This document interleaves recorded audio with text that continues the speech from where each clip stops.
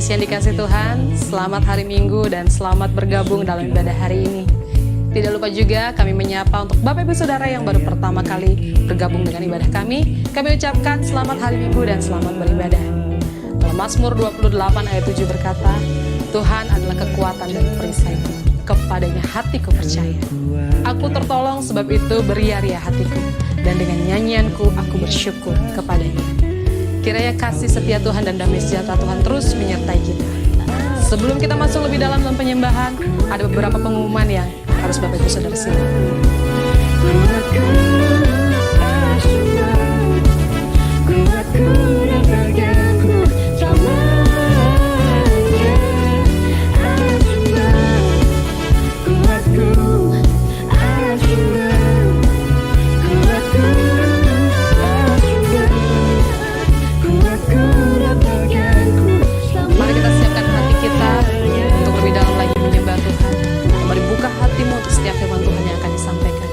Sebelum itu mari kita satu di dalam doa. Kami mengucap syukur Tuhan buat hari ini. Terima kasih untuk setiap kesempatan yang Tuhan berikan untuk kami boleh beribadah kepada Tuhan. Dan kami mengucap syukur untuk setiap pertolongan yang Tuhan beri kepada kami. Pagi hari ini kami bersama-sama Tuhan di tempat kami masing-masing. Kami bawa hati kami, pujian kami, penyembahan kami hanya kepada Tuhan. Dan kami membuka telinga kami, hati kami, pikiran kami, roh kami untuk setiap kebenaran firman-Mu. Biar kebenaran firman-Mu yang menguatkan kami, menolong kami, menuntun kami untuk lebih lagi mengenal kehendak Tuhan. Terima kasih Tuhan, berkati ibadah kami hari ini. Di dalam nama Tuhan Yesus Kristus, kami ucap syukur dan berdoa haleluya. Amin.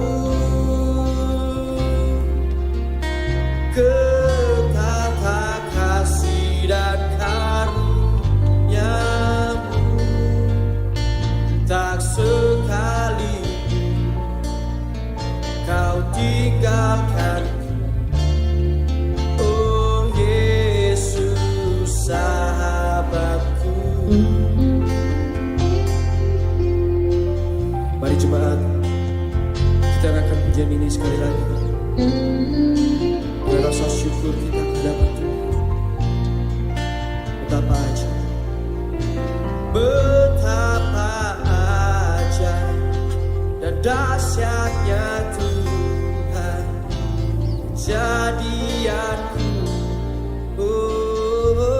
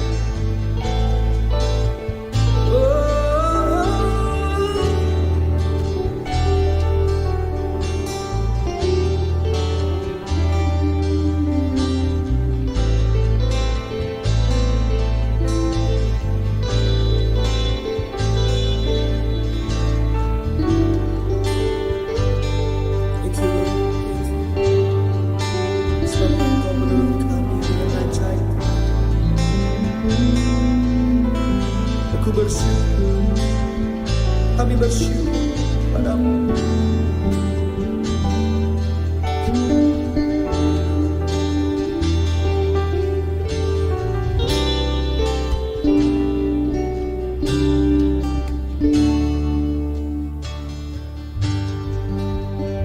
Mari jemaat, nyanyikan pujian ini. Ku bersyukur padamu Tuhan. Ku bersyukur padamu Tuhan atas kasih-Mu dan bermazmur bagi nama-Mu yang kudus.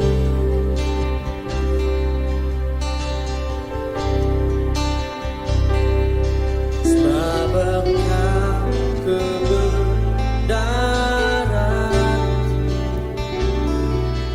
padamu ku percaya. Betapa mulianya Tuhanku, ku rindu menyatakan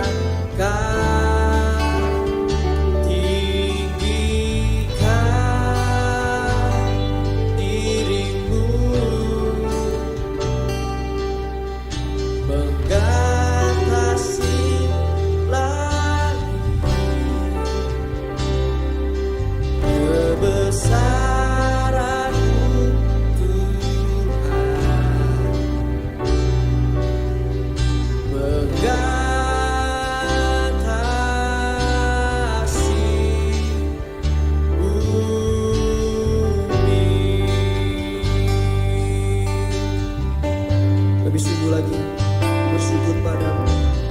Ku bersyukur padamu Tuhan atas kasih-Mu dan bermazmur bagi nama-Mu yang kudus. Sebab Engkau kebenaran, padamu ku percaya. Betapa mulianya Tuhanku, ku rindu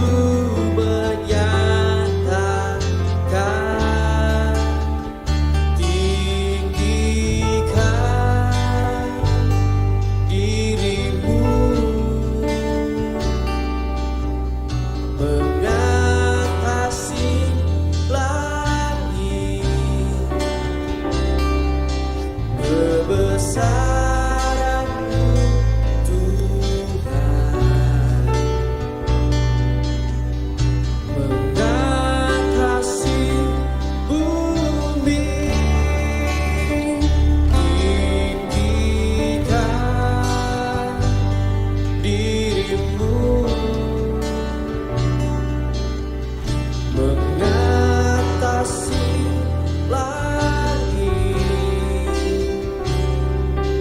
kemuliaan-Mu Tuhan, mengatasi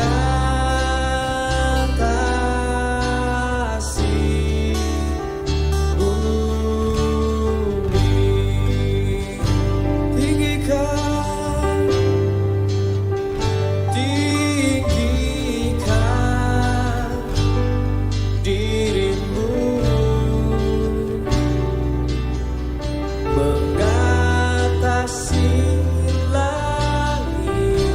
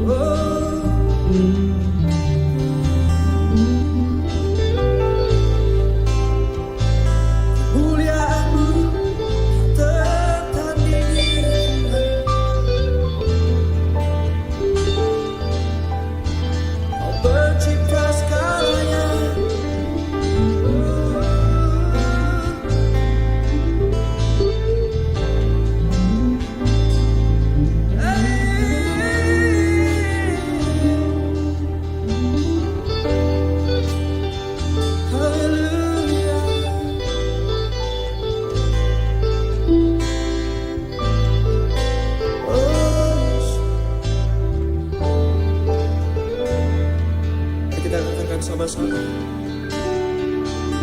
Tinggikan dirimu.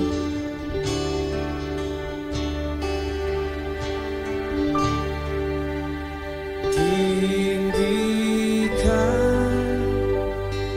dirimu, mengatasi langit, kebesaran-Mu Tuhan, mengatasi bumi. Tinggikan dirimu, mengatasi langit, kemuliaan-Mu,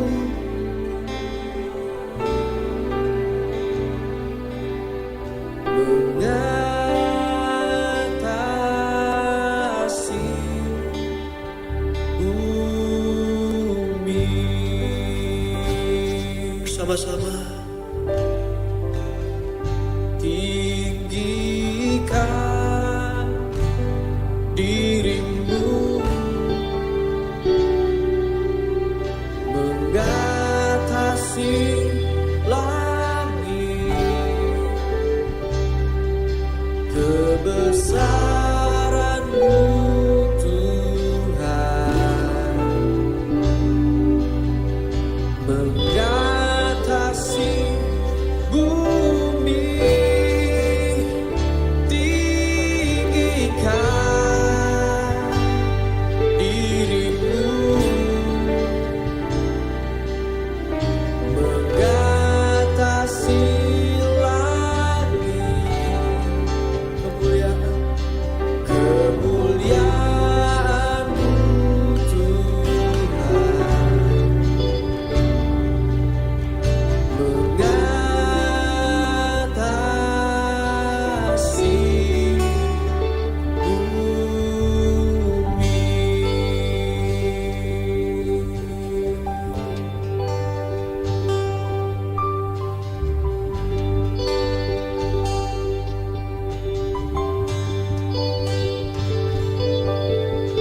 bumi.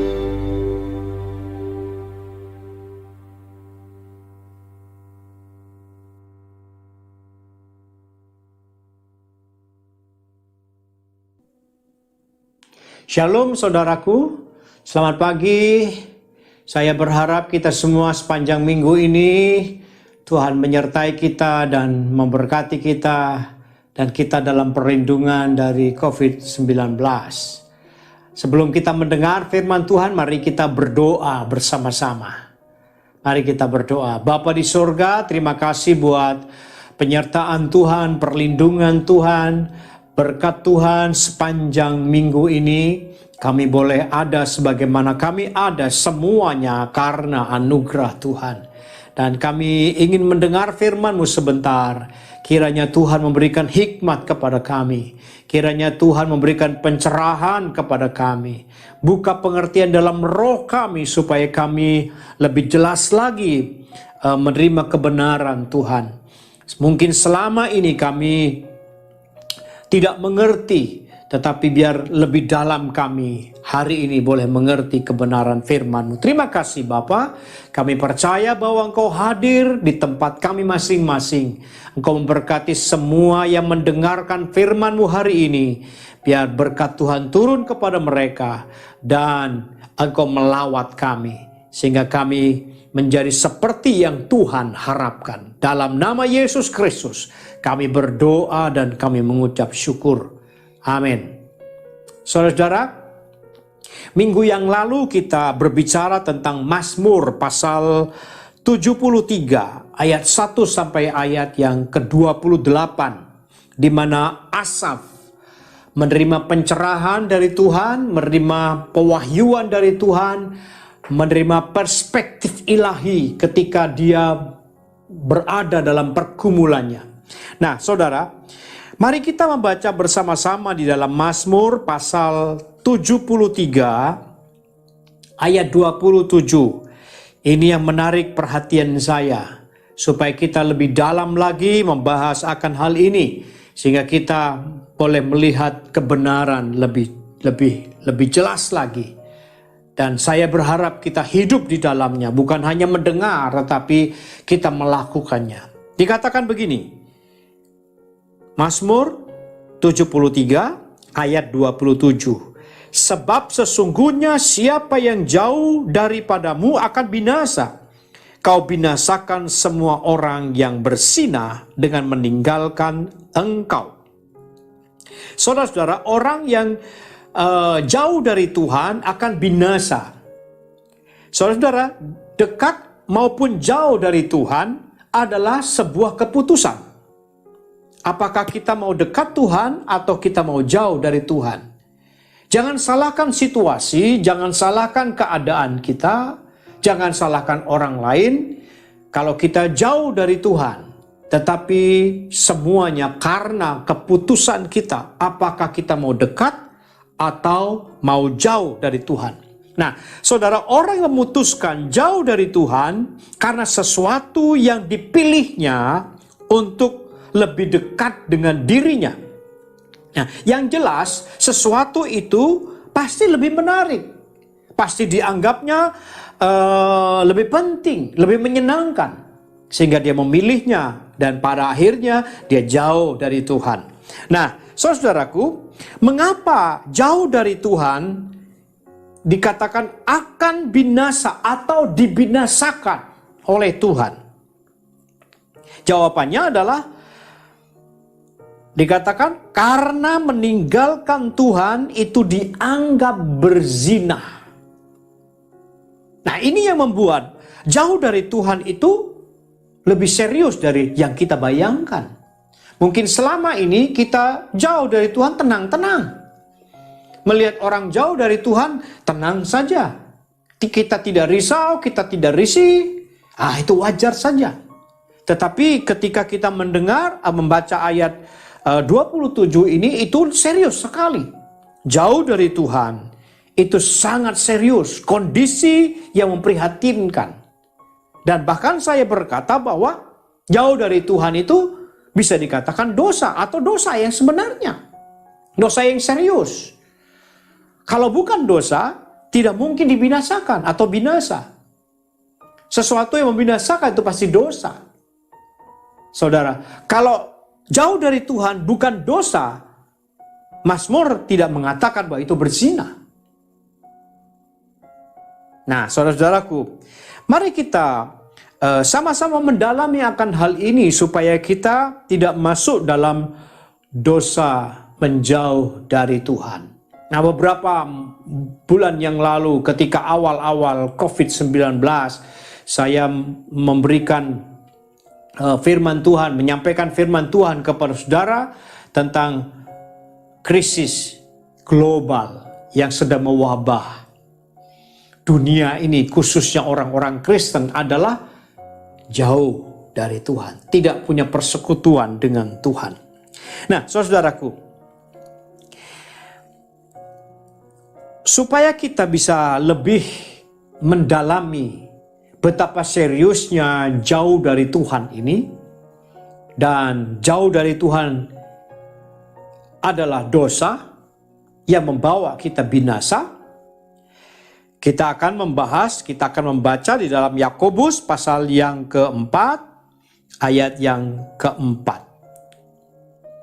Nah, mudah-mudahan ini lebih membawa kita makin terang benderang bahwa jauh dari Tuhan itu adalah dosa. Jauh dari Tuhan membawa kita binasa. Jauh dari Tuhan membuat kita tidak tenang lagi.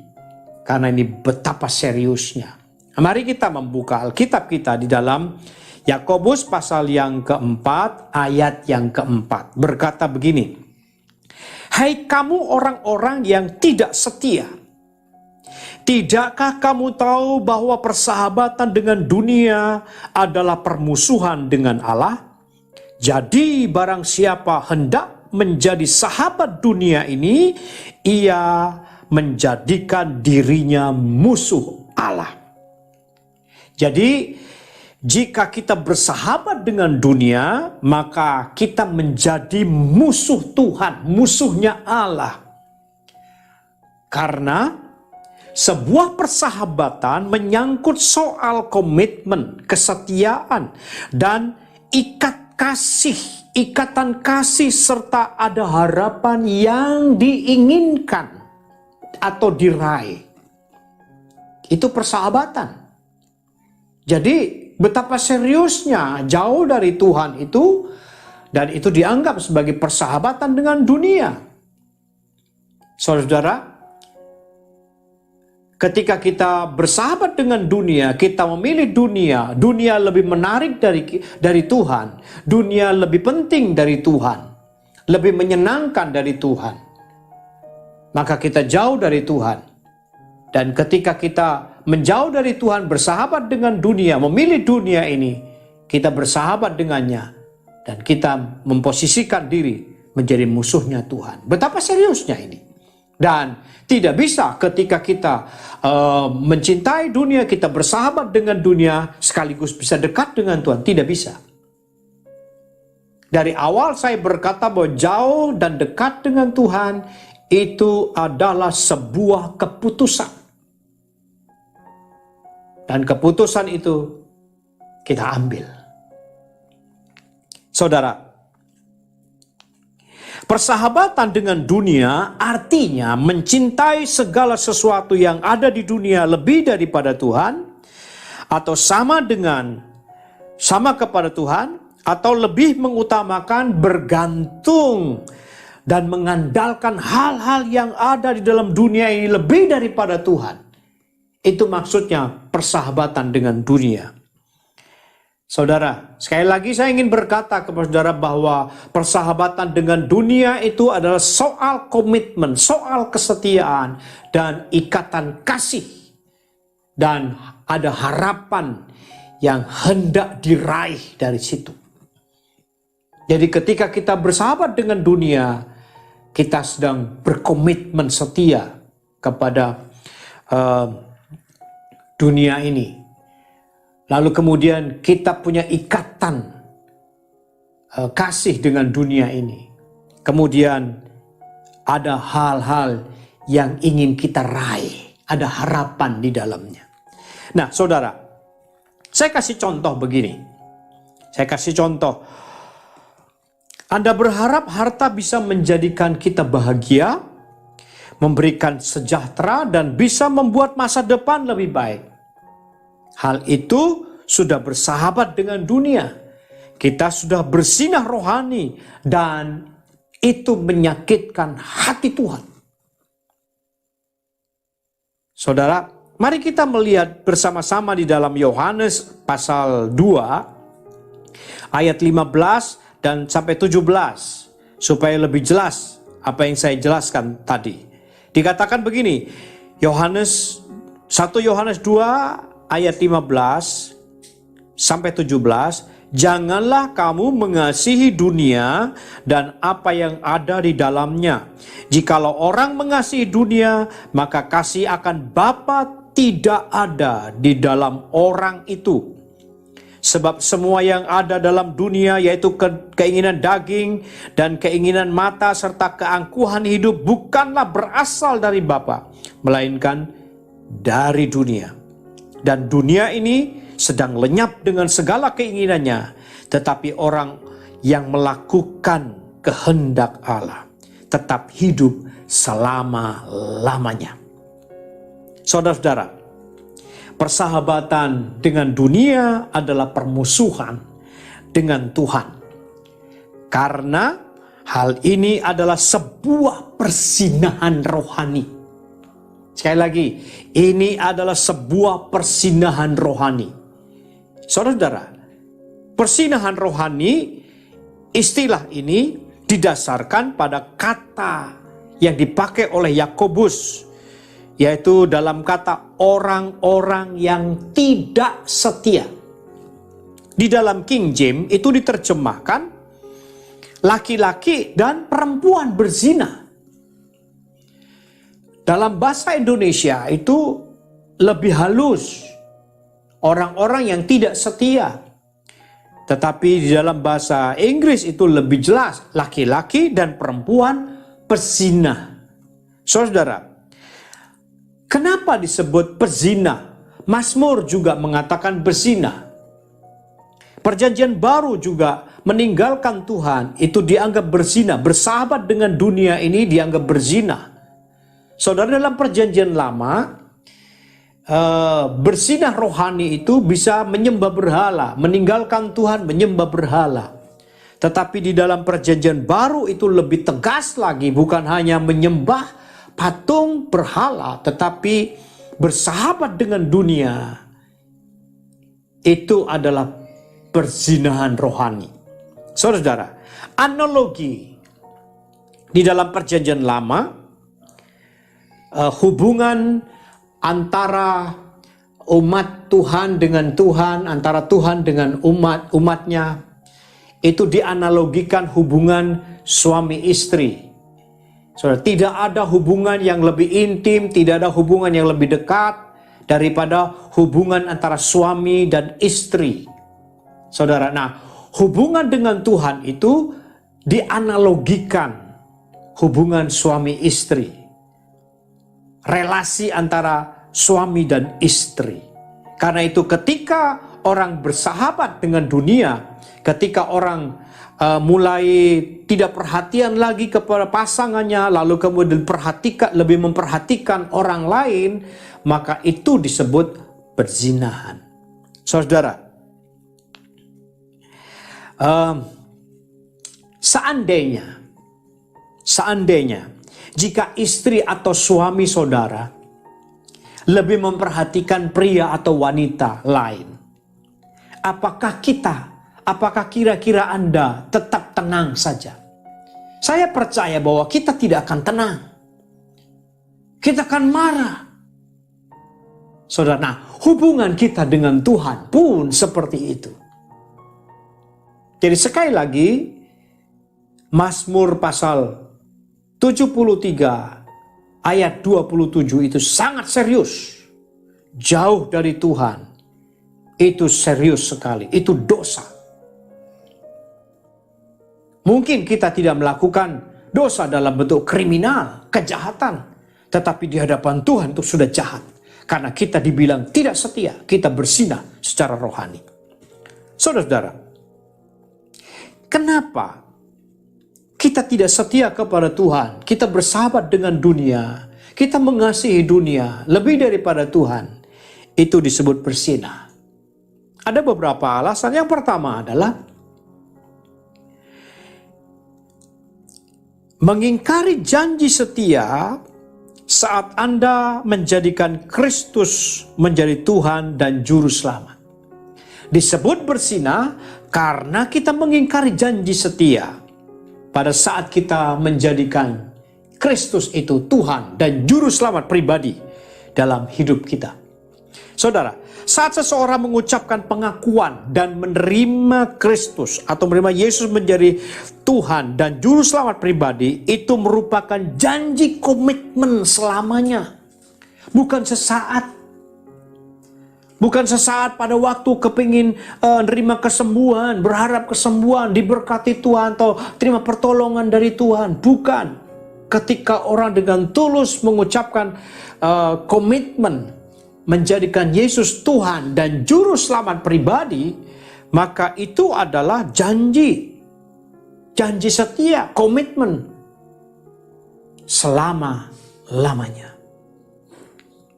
Mengakui Yesus adalah Tuhan dengan tulus berarti menjadikan Dia Tuhan, menjadikan Dia Tuhan, menjadikan Dia pemilik dalam hidup kita, menjadikan Dia penguasa dalam hidup kita. Dan konsekuensi ketika kita mengucapkan dengan tulus bahwa Yesus adalah Tuhan, Yesus adalah Juru Selamat kita pribadi. Konsekuensinya adalah kita harus mengabdi kepadanya seumur hidup. Karena Dia Tuhan, karena Dia pemilik dalam hidup kita.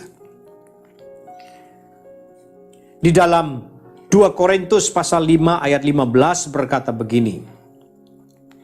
Dan Kristus telah mati untuk semua orang, supaya mereka yang hidup tidak lagi hidup untuk dirinya sendiri, tetapi untuk Dia yang telah mati dan telah dibangkitkan untuk mereka.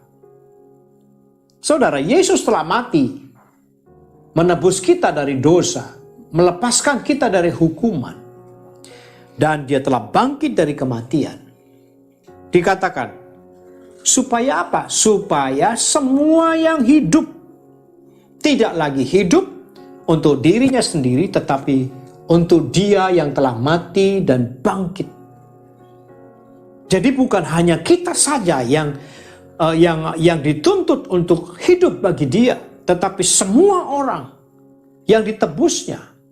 Siapa yang ditebuskan? Semua orang. Tidak terkecuali dia orang Kristen, dia orang percaya Yesus, atau penentang tidak percaya kepada Kristus. Saudara, Yesus mati untuk semua orang.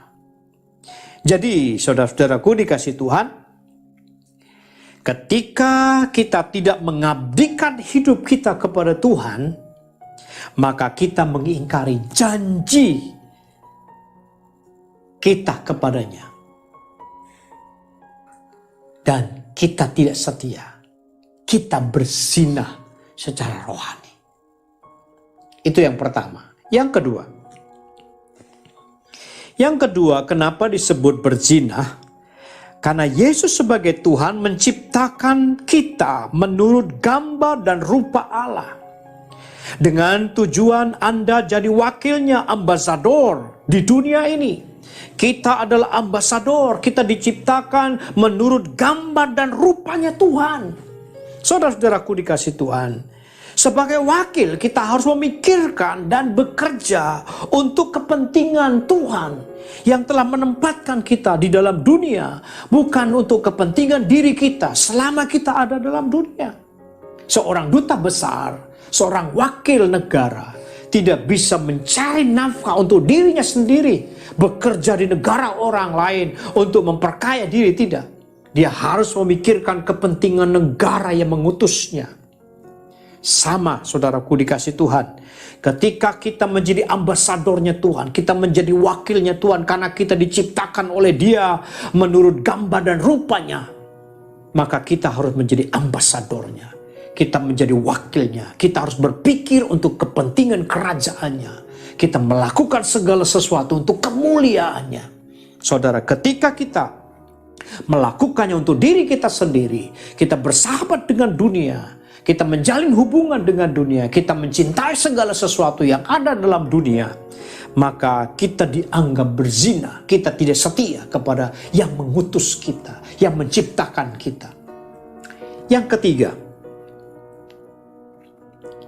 Yesus menempatkan rohnya dalam hidup kita, dalam diri kita untuk menolong kita, menjadi penolong, menjadi parakletos.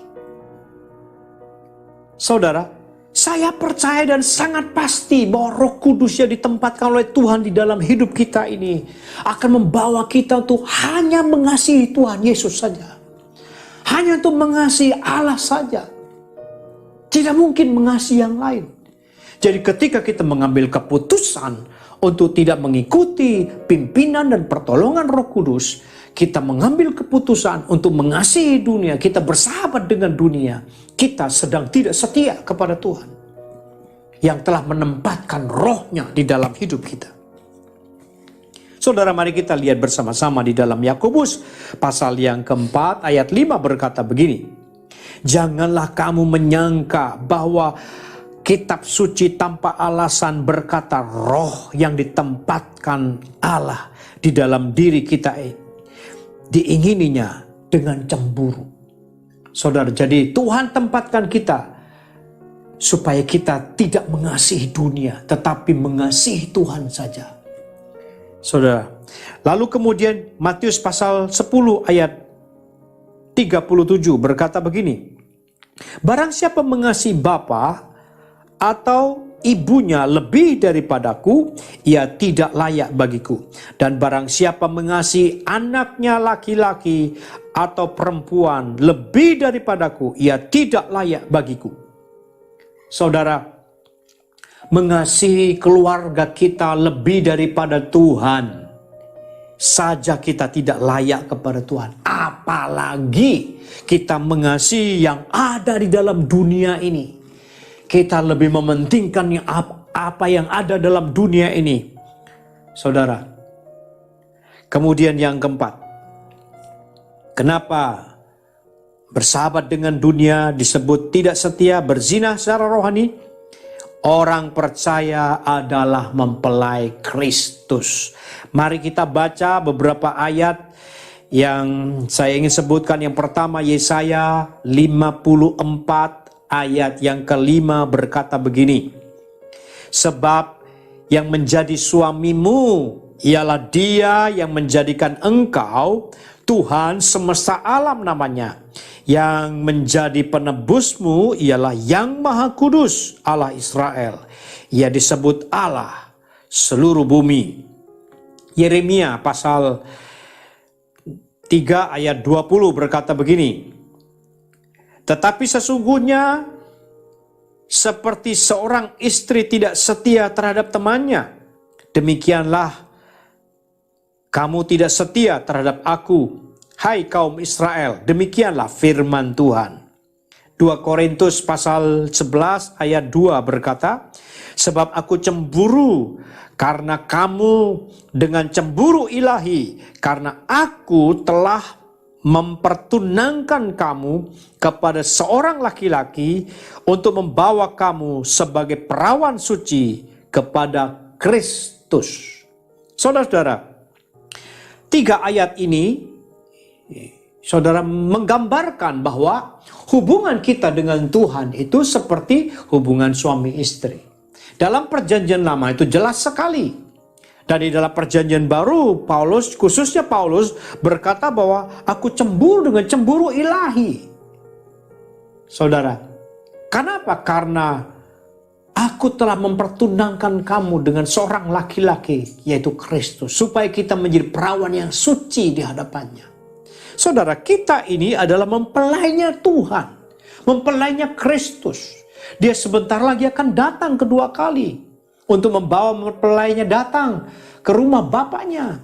Dan saudaraku dikasih Tuhan, jadi kita tidak boleh mendekatkan diri kepada dunia. Kita tidak boleh bersahabat dengan dunia, mengasihi dunia.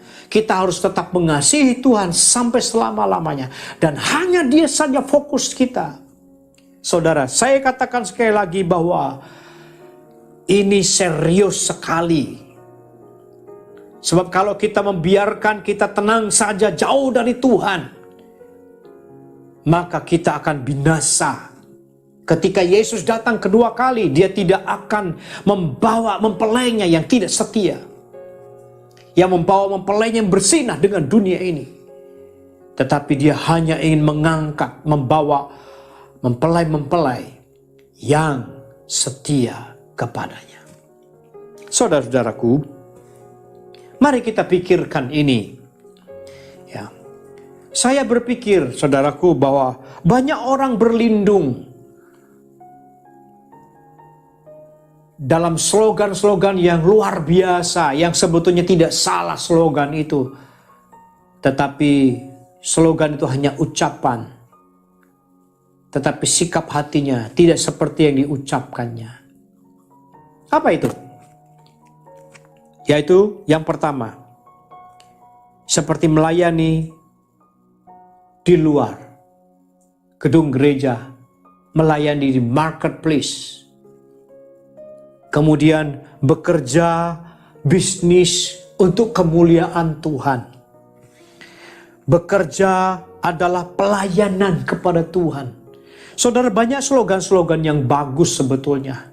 Lalu kemudian kita harus menguasai 7 pintu gerbang untuk membangun kerajaan Allah. Wah, itu slogan-slogan yang bagus, saudaraku. Tetapi apakah benar motivasi kita untuk menyenangkan Tuhan, untuk mengasihi Tuhan? Jangan-jangan kita bersembunyi di balik slogan itu, sedangkan yang kita harapkan adalah dunia ini, agar kita lebih sukses, agar masa depan kita lebih nyaman, lebih enak, lebih cerah. Saudaraku, mari kita ucapkan slogan ini dengan tulus, karena kita betul-betul hanya mengasihi Tuhan saja, bukan apa yang ada di dalam dunia ini. Kita melakukannya bukan untuk mengharapkan sesuatu yang ada dalam dunia, tetapi kita melakukannya hanya untuk kepentingan mempelai Kristus, hanya untuk kepentingan kerajaannya. Saudara-saudara, mari kita bersama-sama memikirkan ini. Jangan tenang lagi ketika kita jauh dari Tuhan. Jangan tenang lagi ketika kita meninggalkan jam-jam doa kita. Kita jarang membaca firman Tuhan. Saudara, apalagi dalam keadaan pandemi. Stay at home, kita tidak bisa berkumpul bersama-sama dalam sebuah komunitas atau gereja. Kita beribadah bersama-sama. Saudara, zamannya sekarang online semua, virtual. Saudara, jangan sampai kita terlena dengan ini. Lalu kemudian kita jauh dari Tuhan. Kita malas lagi tuh bersekutu bersama-sama dalam satu tempat. Atau saudaraku dikasih Tuhan, kita sudah susah lagi untuk bersekutu secara virtual. Saudaraku, saudara lebih senang membuka sosial media, bergumul dengan itu, browsing dan sebagainya.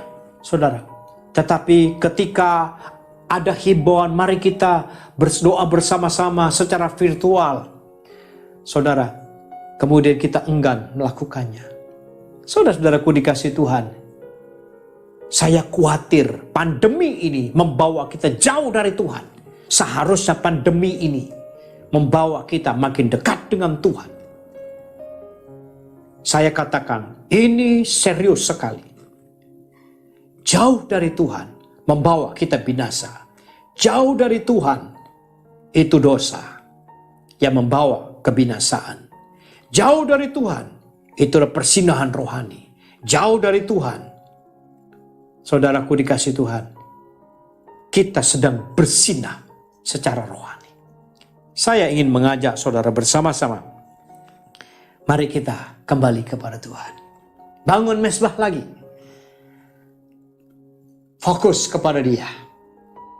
Kerjakan segala sesuatu untuk kemuliaannya. Kerjakan segala sesuatu untuk menyenangkan Dia. Mari kita bekerja. Cari makan. Bukan mengumpulkan harta. Saya percaya begini, saudaraku dikasih Tuhan. Bahwa anak cucu orang benar tidak akan pernah meminta-minta. Tuhan punya urusan dengan anak cucu orang benar. Kalau orang benar dipelihara oleh Tuhan, anak cucunya pasti dipelihara oleh Tuhan. Jadi ketika kita bekerja, mari kita bekerja untuk mencari nafkah, bukan mengumpulkan harta. Saudara-saudaraku dikasih Tuhan, bukan berarti tidak boleh kaya. Kalau Tuhan berkati kita berlimpah, puji Tuhan. Tetapi kalau Tuhan tidak izinkan kita berlimpah-limpah, kita berkecukupan, puji Tuhan. Mari kita punya motivasi hanya untuk menyenangkan Tuhan. Kembali kepada Tuhan. Tuhan memberkati saudara. Mari kita berdoa. Pada pagi ini kami bersyukur kepada Tuhan karena Engkau mengingatkan kami kembali supaya kami tidak jauh dari Tuhan. Ampuni kalau selama ini kami terlena, kami menganggap biasa jauh dari Tuhan. Ampuni kalau kami tidak resah lagi ketika kami tidak berdoa. Ampuni kami Tuhan ketika kami lebih mementingkan hal-hal duniawi yang menyenangkan jasmani dan batin kami yang bukan berasal daripada Tuhan. Dan ajar kami memandangnya bahwa ini dosa yang sangat serius yang akan membawa kami binasa sampai selama-lamanya. Ajar kami juga memandangnya bahwa ini satu persinahan ketidaksetiaan kepada Tuhan. Kami berdoa, kiranya Roh Kudus yang memberikan pencerahan kepada setiap orang yang mendengarnya pada pagi hari ini Tuhan. Berkati seluruh anak-anak-Mu yang mendengar, yang kembali kepada Tuhan. Dan biar Roh Kudus yang Kau tempatkan dalam diri kami, membawa kami untuk makin mengasihi Tuhan. Membawa kami makin dekat dengan Tuhan. Terima kasih Tuhan, kami bersyukur pada pagi hari ini Kau telah memperdengarkan firman-Mu kepada kami. Tanamkan firman-Mu dalam hati kami, supaya kami hidup di dalamnya Tuhan. Terima kasih Bapa, berkat-Mu melimpah atas seluruh anak-anak-Mu. Kami percaya bahwa Tuhan menyertai mereka semuanya. Kalau Tuhan menyertai, pasti Tuhan melindungi dari segala macam penyakit, dari semua bahaya, dari semua orang yang ingin berbuat jahat. Kalau Tuhan menyertai, pasti Tuhan memberkati kami. Engkau membuat berhasil apa yang dikerjakan oleh anak-anak-Mu. Penyertaan Tuhanlah yang membuat segala sesuatu yang kami makan dan minum itu diberkati oleh Tuhan. Kami bersyukur kepada Tuhan pagi ini. Terima kasih banyak Bapa. Kami percaya Tuhan mendengarkan doa kami. Saudara silahkan angkat tangan, arahkan hati kepada Tuhan. Sebab Tuhan berjanji memberkati dan melindungi engkau. Tuhan menyinari engkau dengan wajahnya dan memberikan engkau kasih karunia. Tuhan menghadapkan wajahnya kepadamu dan memberikan engkau damai sejahtera. Terimalah berkat, rahmat, damai sejahtera dari Bapa di dalam naungan kasih sayang Yesus Kristus, penyertaan persekutuan, dan dengan kuat kuasa Roh Kudus menyertai engkau dari hari ini sampai Yesus datang kedua kali. Dalam nama Tuhan Yesus Kristus, Tuhan memberkati saudara semua. Amin.